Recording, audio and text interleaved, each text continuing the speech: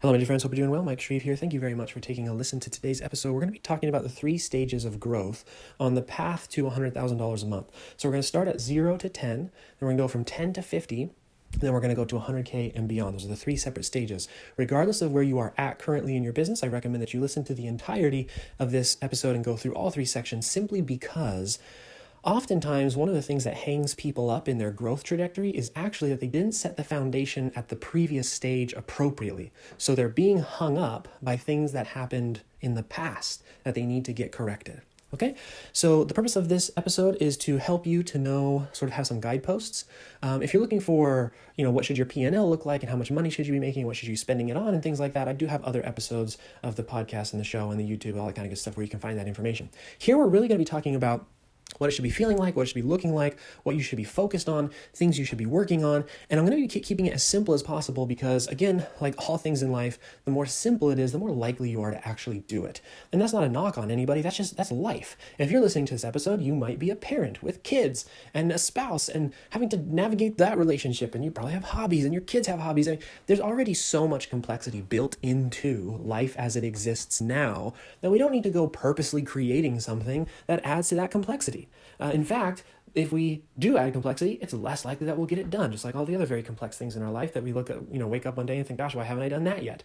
I can tell you, I'll just give you a quick example. I don't think anybody cares, but my biggest fitness breakthroughs were when I stopped thinking about complexity. I stopped complicated training programs. I didn't do anything like that. I don't even do weights anymore. I do body calisthenics. I keep it very, very simple. My running regimen for running ultra marathons is incredibly simple. It's incredibly boring. I don't use cutting edge science. And that's when I actually started to get PRs and etc. Okay, so that's just an example. I'm sure there's other examples you can think of in your own life where simplicity actually helped you to accelerate. So let's go through now the 3 different stages that you need to be at. Again, regardless of where you're at, I highly recommend that you listen to all 3. 0 to $10,000 a month. Okay, this is the part of the business that everybody I ever talked to wants to go the fastest. Okay, I've never met anyone at, say, 50K who wants to go to 100K faster than somebody who's at 0 wants to go to 10. It is the thing that we just desire, that we want it to go faster than anything. The problem is, this is the part that feels the slowest. At 50K, going to 10 to 100K, it feels way fast because things are starting to break and the wheels are coming off. At 0 to 10, it feels slow. The reason it feels slow is, 1, because if you're coming from, we'll call it quote unquote the civilian world, so you're not a business owner currently, 0 to 10, it's a different way of living to be a business owner. You can't live like regular people who go to a job and turn their job off when they come home and are, realistically expecting a paycheck every 2 weeks and don't actually have to be responsible because they can always pass the buck either up or down and et cetera, right? The IRS isn't going to come after them if the company doesn't pay taxes. They're not the ones who are going to get sued and et cetera, right? So it's a completely different world. The tempo is very different. You do a lot of work and it moves the needle a little bit. For some people, that can be incredibly frustrating if they're not used to that in their life. Also, $0 to $10,000 is the biggest skill gap. I'll give you an example. If you have never sold yourself before in your life, and I don't mean you got a job because you aced the interview. I mean, you've never convinced a stranger to give you money for something that you said you would do. That is that's not going from you're kind of good at it to let's get a little bit better. That's going from I've never done it before to now I have to do it for the first time. And there's a lot of skills involved in making that happen. Compared to, what's the difference between somebody who can sell $50,000 a month and somebody who can sell $100,000 a month? The answer is volume of leads, right? If you can sell somebody profitably at $50,000 a month, all you have to do is get more leads and you'll hit $100,000. That's not nearly the skill jump of going from I've never sold to now I'm selling. And as we know, whenever we're learning new skills and changing beliefs and learning new ways of being as a person in the world, in the context that we have created by becoming a business owner, that creates a significant amount of discomfort. And as we all know, discomfort seems to slow time. So if you've ever gone for a very long run and you start to get to that point in your run where it's like, okay, things are really starting to hurt, and you look down at your watch and you're like, oh my gosh, it's only been 2 minutes since I last looked at my watch. That kind of thing, right? You're watching paint dry. Oh my gosh, I can't believe it's only been 30 seconds since the last time I checked my watch. That kind of situation. So it's important for you to understand, if you're in the 0 to 10K, That's a very real thing. It's also very normal. That is stage one of business. You want it to go much faster, but it's going to go slow because you have so much catching up to do. And that's not a dig on you, right? What I'm trying to do is I'm trying to remove the romanticism that can create so much fear and anxiety. A lot of people, they start their business, they think they're going to be rich in 2 days, they aren't rich in 2 days, and they say, I must be broken, or everything around me must be broken. This must be broken because I didn't completely change everything about me and develop 100 skills in 2 days, right? That is unrealistic. What's more realistic is to realize the gap that you are under. Another gap. Maybe you've never in your life had to adjust to the needs of others at the scale that's required to run a business. I'll give you an example. In the help business, you get paid for helping people with something that they believe they need. That's how money changes hands. Nobody's going to pay thousands of dollars for something they don't believe that they need. Well, maybe you've never come across that before in your life, where you had something you wanted to do and everybody rejected it because it's not what they want to do. I know plenty of people who go through life that way. In business, you can't continue to operate that way because no one will ever give you money. So adjusting the details of your dream to achieve the shape of your dream is an uncomfortable skill. Well, gosh, I wanted it to be this specific offer, but the audience doesn't seem to want to buy it. They don't seem to want to pay for it. So now I'm going to have to adjust. And for some people, that's difficult. For some people, that can be the thing that stops them. I don't see why. Adjusting small details to be able to make a significant amount of income helping other people, that's the shape of the dream. Let the details take care of the details, right? I could have a whole episode here about letting details take care of details and how helpful that is in growing a business quickly. But these are just examples of why you want it to go fast, but it seems slow. So what do we do with all of that, right? Okay, how do we actually get to $0 to $10,000? Thank you for describing how terrible it is, but how do I actually do it? Well, there's only 2 things you should really be focusing on. Everything else is pretty much a distraction.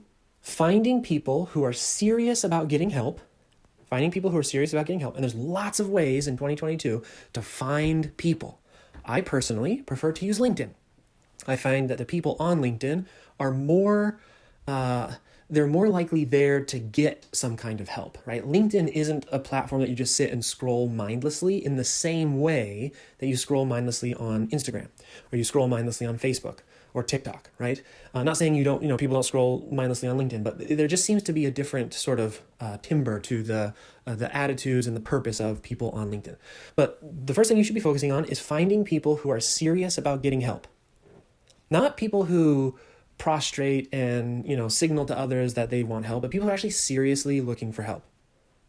That's the one thing you should be focusing on from 0 to 10K. And then the second thing is finding out what help they're willing to pay for. Those are the 2 things that will get you to $10,000 a month. Finding people who are serious about getting help and finding out what help they're willing to pay for. Now, if we translate this into, marketing speak, we're talking about offer creation and we're talking about marketing and sales, right? So those are the 2 skills that you're needing to learn. And again, I'll reiterate this a couple times probably today, but in 0 to 10K a month, if we're talking about offer creation, part of offer creation is learning how to figure out what people want and creating an offer around that. Does that make sense? It's not just your ability to come up with an expertise statement or your ability to outline a cool course or anything like that. A big part of offer creation is learning how to match audience desires with the things that you are looking for, which, by the way, our team does all the time if you ever need help. So offer creation and marketing and sales. You just need to pick one offer because it's already hard enough. There's already so much skill building that needs to occur at $0 to $10,000 a month. You don't need to be trying to run multiple offers at once. Okay, just pick one offer. Marketing and sales. You don't need to be jumping from bright shiny object to bright shiny object to bright shiny object. It's already complicated enough. Remember, all you have to do is find people who really need help and find what they are willing to pay for, like what help specifically they're willing to pay for. You don't need to jump around multiple platforms for that to happen. There are more than enough people on LinkedIn. There's more than enough people on Instagram. It doesn't matter to me what platform you use. What matters more is that you stick to it and you understand why you're using it, what you're attempting to do. If you can do that, Awesome. You can focus on those two things, then it's a matter of, and I know you're going to hate to say this, it's a matter of time, right? Because again, 0 to 10K, we want it the fastest, but it ends up taking what feels much longer than it should. Always does. Even 15 years into this, when I start a new business, that first $0 to $10,000 a month, I wish you could skip that part. It always takes longer than you think it's going to take. It's why so many software companies, they spend 6 months, a year, 2 years developing software, and then they run it out to the market and then they crash and burn because why? The first $0 to $10,000 a month. I mean, their numbers are a little bit different, but it's the same concept as a stage, right? It's essentially the stage of validating your offer. That what you bring to the market is something that people want and they're willing to pay for. And if you price it appropriately, you should be making around $0 to $10,000 a month, just focusing on this. One thing I will mention, let's say that you're somewhere around here, like you're kind of like $3,000 a month or you're $6,000 a month, and you're thinking, Mike, I don't really believe it. You're saying I can get to 10 grand a month, and all I really need to do is focus on two things: offer creation, marketing, and sales. Let me kind of break it down. If you are consistently selling, but so like when you talk to people, you have a way of having conversations with people, and those conversations turn into you selling something, and you're not making 6 figures a year, that is an economics issue, meaning you're just not charging the right prices for what you do. Okay. So again, this goes back to offer creation. Part of offer creation is making sure that you have the right economics in your business for what you're trying to do. And this is what I said earlier about how some people can't go to the next stage because they don't have the fundamentals established in the stage previous. If you don't have the right economic fundamentals in your business at the 0 to 10K a month stage, getting to 100K a month is going to be so hard. You're going to have very serious issues with margin. You're going to have serious issues with things like churn, being able to hire. I mean, the list of consequences that come from poor economics in the beginning stages of your business is very long. Now, the good news is all that can be adjusted. The number of times we have people coming to us saying, I saw a couple of weeks ago, somebody was talking about how they had this business and it was making like $80,000 a month, but they were like coming in like negative 2 grand, 5 grand, 10 grand a month every single month. And what are they going to do? And we just pinpointed, look, the foundational like economics of your business you're never going to get to where you want to do until you change that, right? So we changed it, and voila, wouldn't you know, that was the only issue, right? So again, what we're talking about is the setting the foundation. And in the 0 to 10K a month stage, you're looking to set the right economic foundation for a business that is scalable, okay? So that's the first thing. So if you are making sales and it's going good and, you're not charging the right prices, you need to charge the right prices.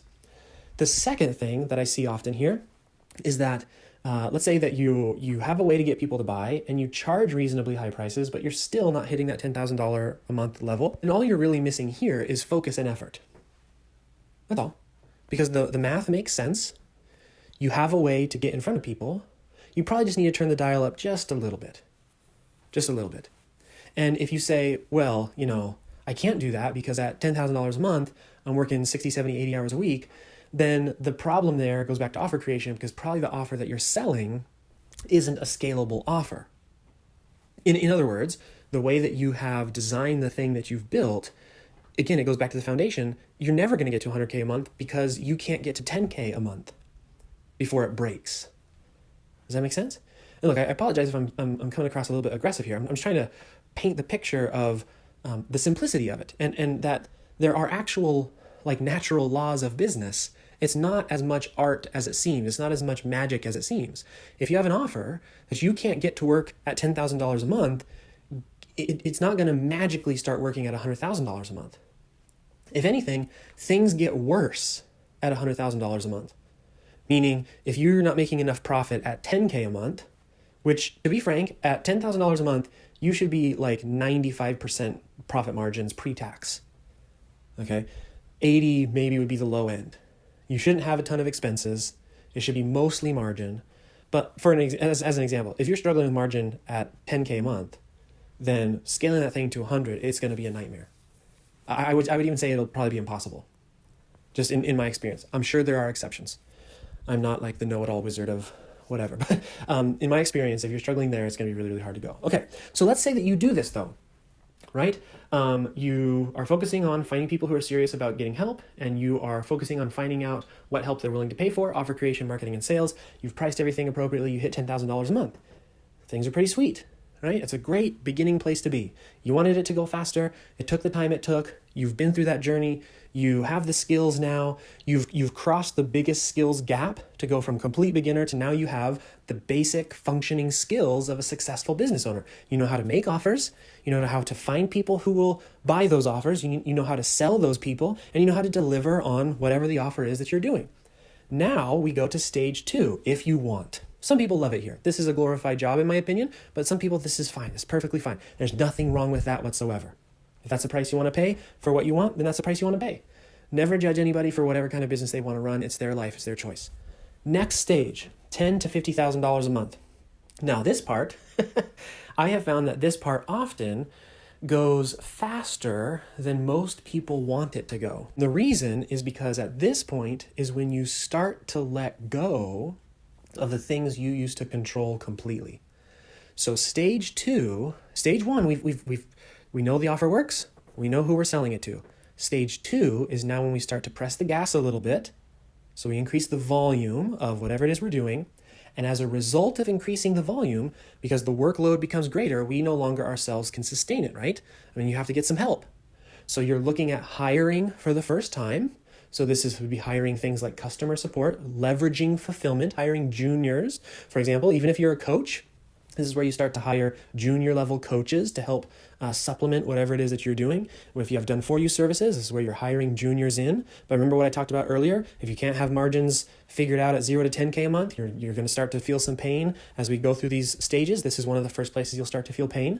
So maybe if you're currently in a business where you have hires and you realize that the hires are the things that are so expensive, that's probably because you're missing some of the foundational pieces from the previous stage. Go back, revisit, take a look at it.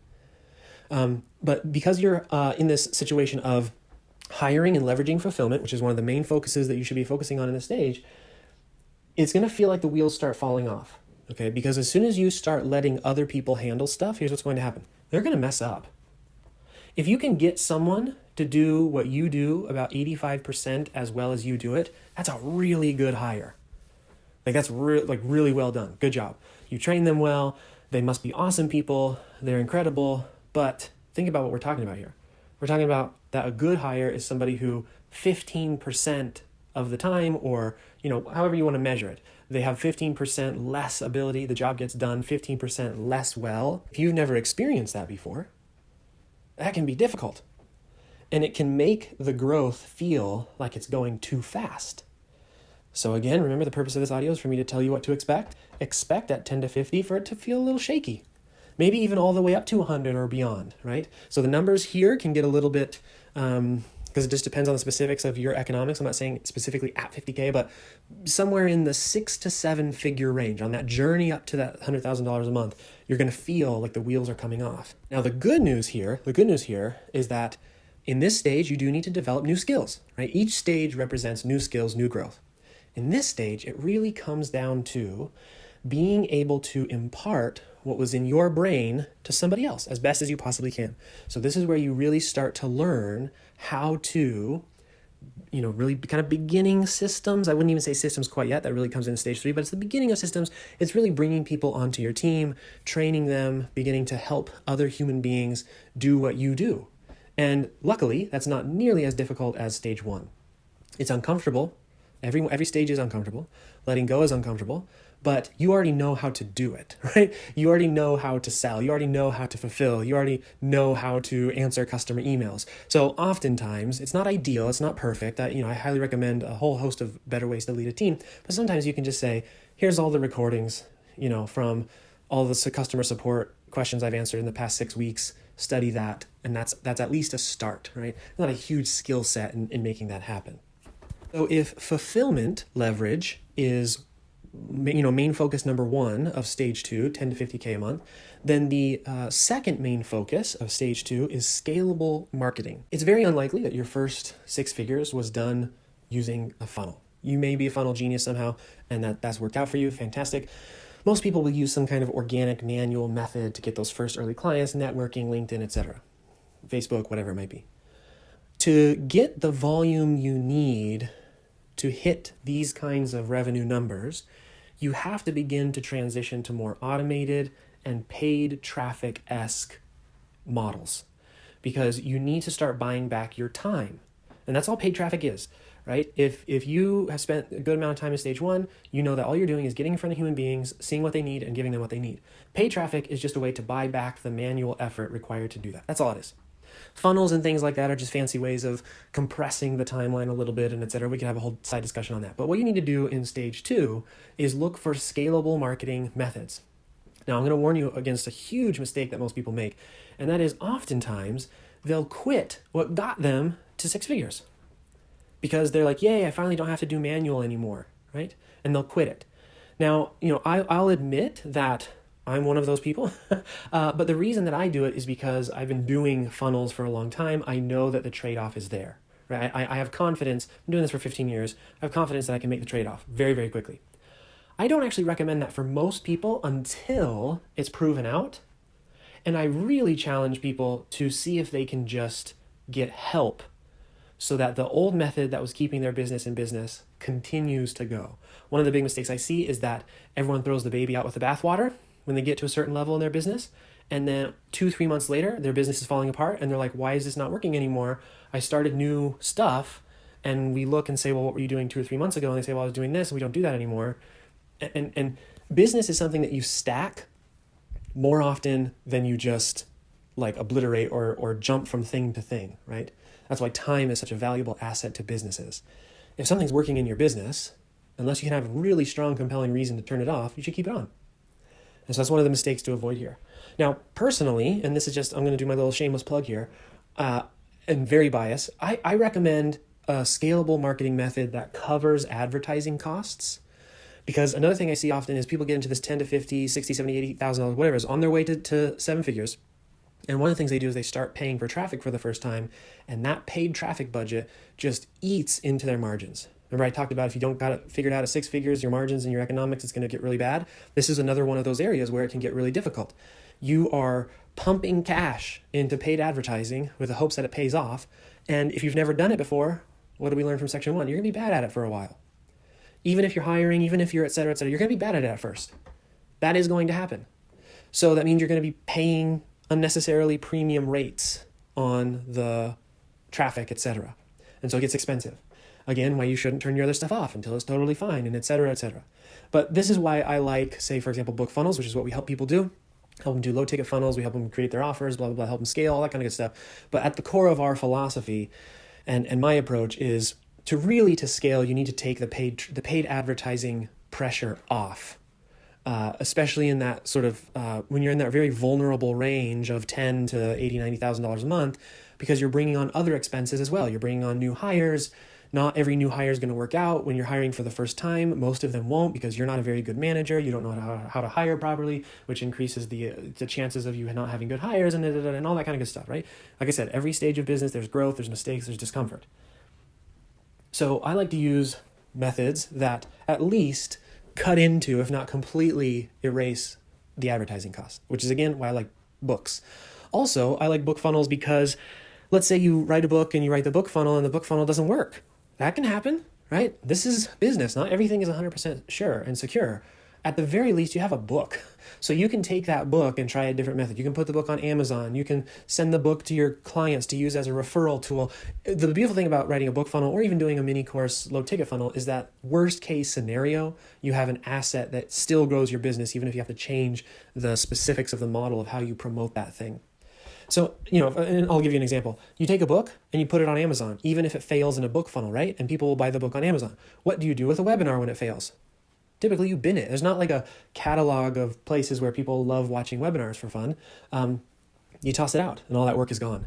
So just for your own, again, long-term marketing, for your own mental sort of sanity at the, that mid-range stage 2 of this growth cycle, being able to invest in scalable marketing methods that have more benefits than just scale. So offsetting paid advertising, easy and profitable outs or exits, regardless of performance, etc. Okay, so that's pretty much it. You only have those two things. So in stage 1, we're looking at offer creation and marketing and sales. Just trying to find people that we can help and figuring out what they want. And that's all stage 1, $0 to $10,000 a month. That's all it is. Stage 2, $10,000 to $50,000 a month. We're just looking at fulfillment leverage. So making sure that we're not getting overloaded with the work because we're increasing volume. And then we are looking at scalable marketing methods because we need more volume in order to grow. Okay, so now we're on to the $100,000 a month and beyond.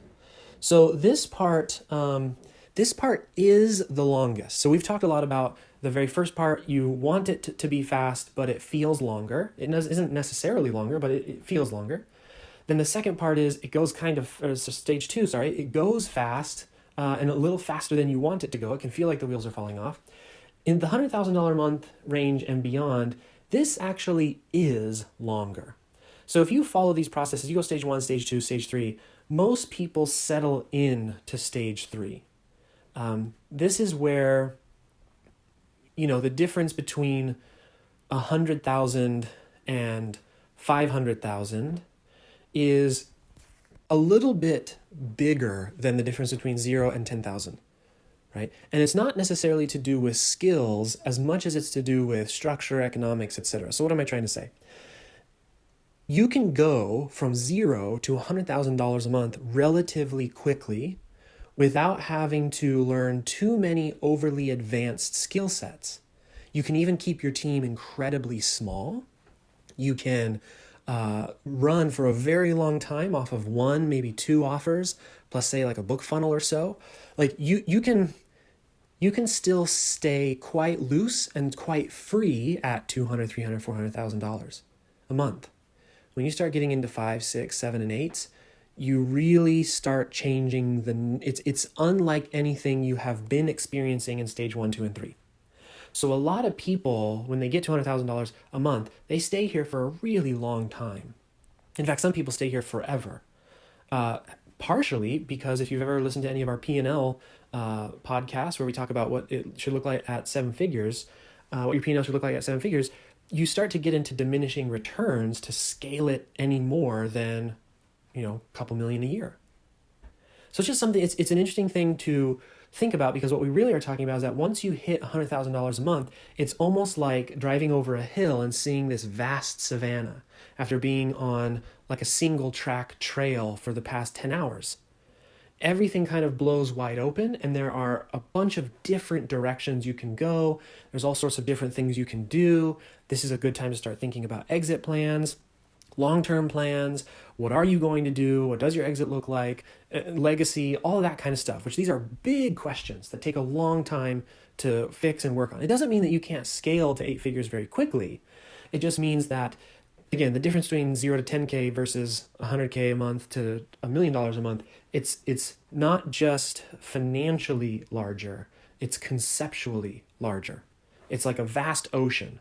When you get to 100K a month, there's just so much possibility and so many things that you can do. Okay, so that's, again, if you're there and I know a lot of people, this is a very common thing. They hit $100,000, $200,000, $300,000 a month, and they say, okay, now what?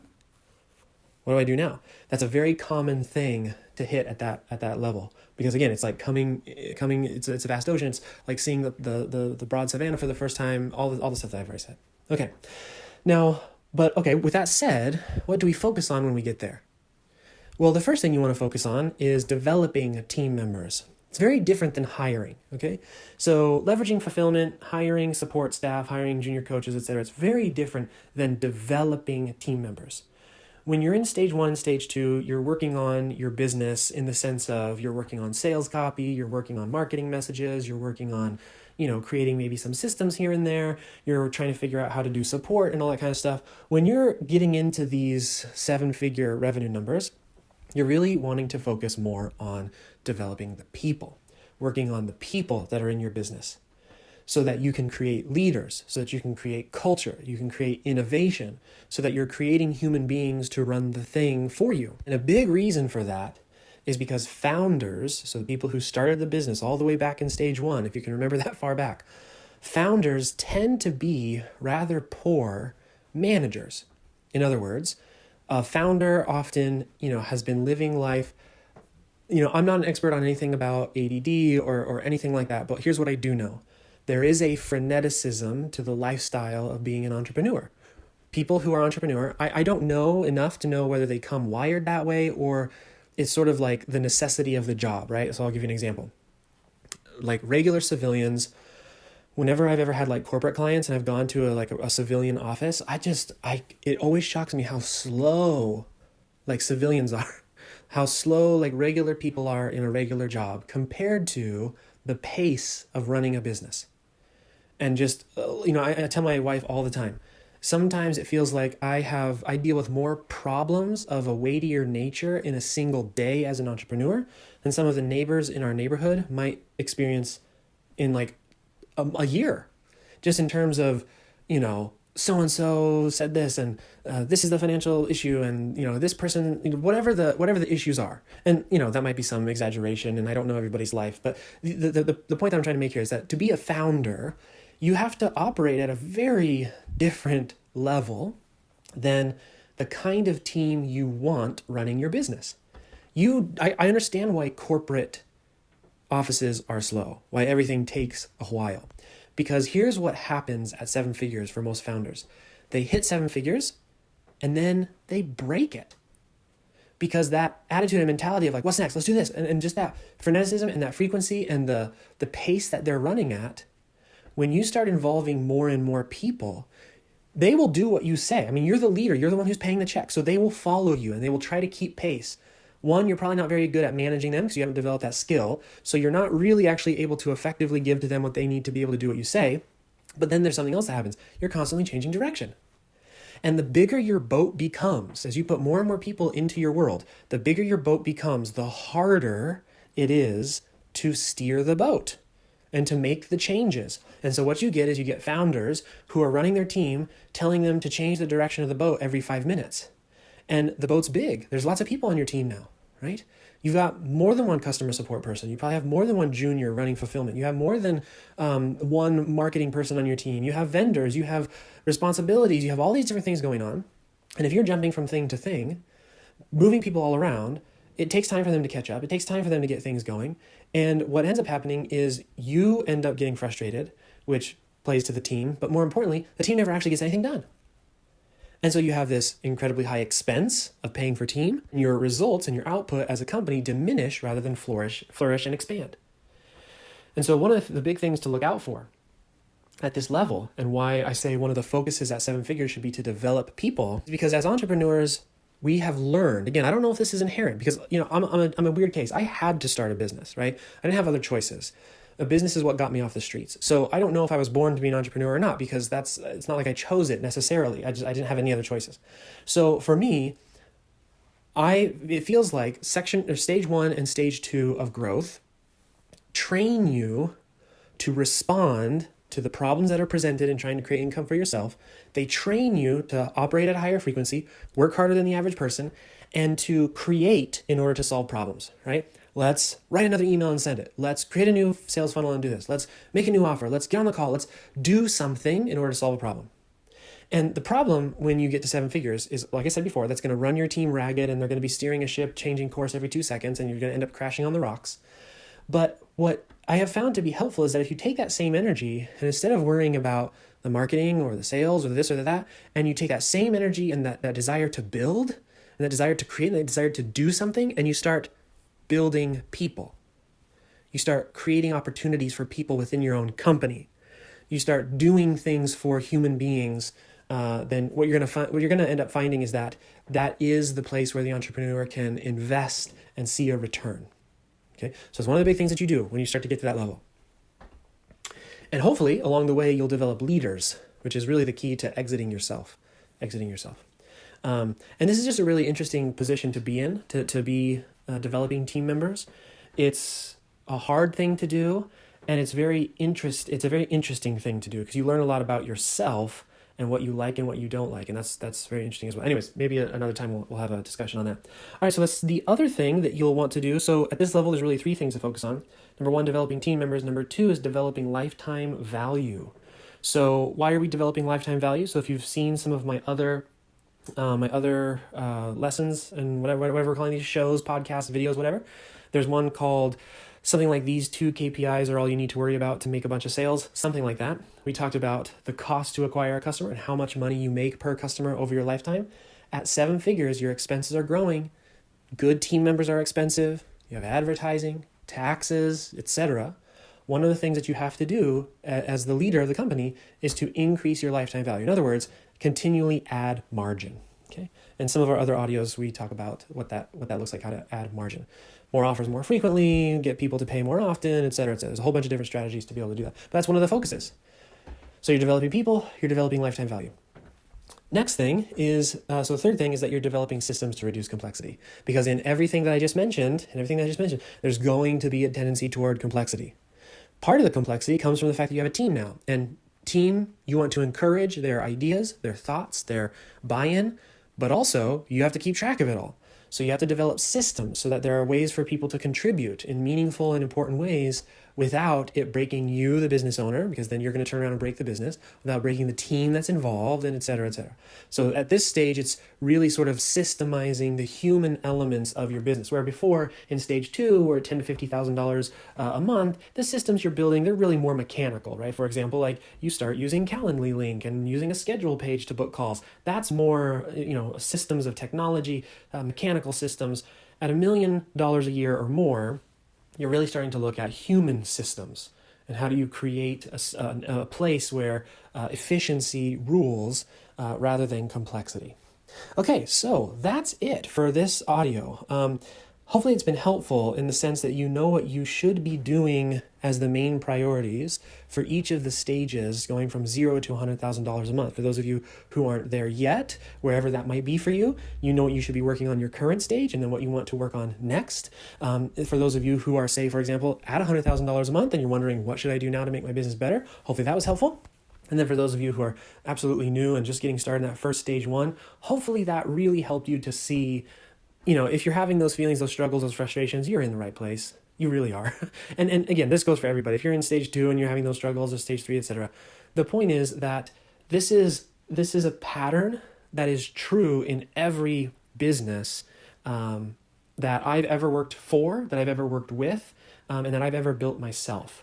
So there's nothing here that's specific to a particular model. This is very broad business strategy, which is good because what that means is that it's a fundamental. And fundamentals are important in 2 ways. One, it's the thing we can always come back to focus on. When we don't know what to do next, come back to the fundamental. When we're lost, let's check in on our fundamentals. But number 2, it also means that they're requirements. I don't even think fundamentals is a strong enough word. You can't grow your business unless you're fraudulent in some capacity without fulfilling these requirements for moving through that stage of the business. So lots to digest here. Let us know if this kind of stuff is what you want to hear. Comment, like, subscribe, however you're consuming this content. It's going to be all over the interwebs. Let us know if you like this. And for those of you who would like assistance in any one of these stages, this is all we do at Peaceful Profits, is we help people through the different stages. So we take you wherever you're at, and then we say, okay, this is what you need to get through stage 1. Once we get through stage 1, then you go to stage 2. Stage 2 to stage 3. So if ever you need coaching, we have courses, we have done-for-you offers, we have all sorts of different things. Go to peacefulprofits.com/call. Give us a call. No obligation, no pressure. We get more calls than we can handle, so you're never going to get any kind of like sketchy internet marketing salesperson on the phone. This is all we do all day long, okay? If we don't get to help you, that's totally cool as well. Still follow this, because this is 15 years I've been trying to refine this down to its core essence. This is exactly what you need to be doing and need to be focusing on to get to where you want to go. And the more clarity that you have about the path you're supposed to be taking, the faster you'll get to the end destination. It's just that simple. So take notes, print this out, slap it up next to your computer, work on the core fundamentals, and you will be surprised at how fast you can move through each of these stages. All right, that's it, my friends. I will see you in the next one.